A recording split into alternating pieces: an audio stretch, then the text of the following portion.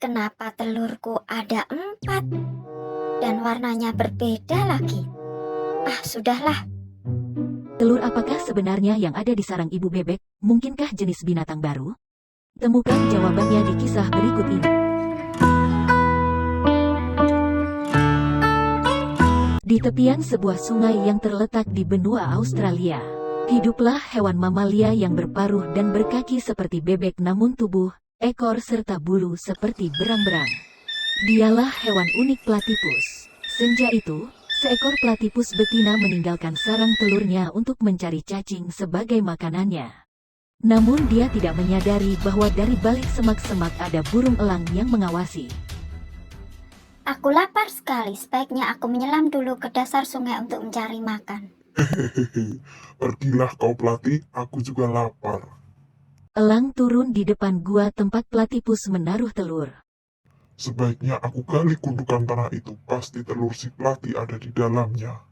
Ini dia, ku geser keluar satu, lumayan sebagai makan malamku. Elang terbang tinggi dan membawa satu telur platypus. Ibu platypus tidak menyadarinya. Dengan cepatnya elang melayang ke atas. Karena tiba-tiba turun hujan, kakinya basah dan cengkeramannya menjadi licin. Telur yang dicurinya jatuh ke bawah.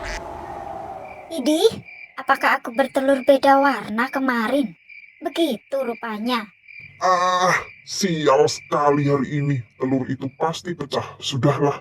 Telur platypus jatuh tepat di atas sarang seekor ibu bebek. Telur yang disangkanya adalah telur miliknya kemudian dirami seperti yang lain. Pagi menjelang. Wah, sudah pagi ternyata. Telur-telurku bergerak. Mereka sudah mau menetas. Syukurlah, senang rasanya. Wah, anak-anakku sudah lahir rupanya. Anak-anakku, ibu ajak kalian ke sungai untuk belajar cara berenang. Ya, mungkin kedua telurku yang itu tidak akan menetas, atau mungkin besok. Sementara itu telur yang ditinggalkan mulai menetas satu persatu. Ada satu bayi yang paruh dan kakinya sama dengan saudaranya tapi tubuh dan ekornya berbeda. Kenapa warna bulumu berbeda dengan kami berdua? Kamu benar bebek sebangsa kami atau bukan? Ayo kita tinggalkan dia dan susul ibu kita di sana. Sepertinya itu ibu dan saudara kita yang baru belajar berenang. Ini bukan keluargaku. Aku harus menemukan yang seperti aku. Aku? Kenapa aku lahir berbeda dengan saudara-saudaraku? Apakah aku jenis lain? Kalau itu ibu mereka, di mana ibu dan saudara-saudaraku yang mirip dengan diriku? Dengan perasaan sedih platypus kecil meninggalkan ibu bebek dan anak-anaknya. Hai kawan, kau tahu di mana ada hewan mirip denganku? Kata saudaraku, aku bukan termasuk ke dalam sebangsa mereka. Coba kau tanya porcupine si landak, mungkin dia tahu. Ibu Porcupine, apakah kau keluargaku? Afna, kaki, tubuh, dan ekormu tidak sama dengan kami. Berarti kami bukan sebangsamu. Sepertinya kau mirip beaver si berang-berang. Coba kau pergi ke danau sebelah sana. Mereka juga bukan keluargaku. Berangkatlah platypus kecil untuk menemukan jati dirinya. Platypus kecil menuju ke danau, dilihatnya dua berang-berang berenang dan bergegas ke tepian. Mereka baru berdiskusi sepertinya untuk mempersiapkan keluarga kecil mereka. Selamat siang, Paman Beaver. Kau memiliki bulu coklat dan ekor yang panjang juga sepertiku, serta pandai berenang. Apakah kau keluargaku?